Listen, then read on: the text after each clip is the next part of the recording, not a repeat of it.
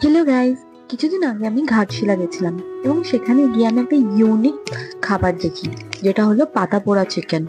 তো এখানে দেখো, শাল পাতায় চিকেনের ম্যারিনেটেড চিকেনটাকে মুড়ে এইভাবে আগুনের উপর ফেলে দিচ্ছে এবং কিছুক্ষণ সেটাকে রেখে দিচ্ছে পোড়ানোর জন্য।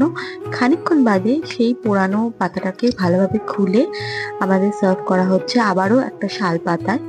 এবং প্রচন্ড ইউনিক আর খেতে হচ্ছে দুর্দান্ত। তাই কোনোদিনও তোমরা যদি ঘাটশিলায় যাও তাহলে এই ডিশটা একেবারে ট্রাই করতে ভুলো না। তো এখানে দিদি আমাদের জন্য রেডি করে দিচ্ছে শালপাতায় পোড়া চিকেন। অ্যান্ড এইভাবেই রেডি হয়ে যাচ্ছে। তো এইভাবে শালপাতায় দিয়ে এর সাথে একটু পেঁয়াজ আর একটুখানি কাঁচা লঙ্কা কুচি আর একটুখানি চিলি সস দিয়ে এরা এটাকে সার্ভ করে।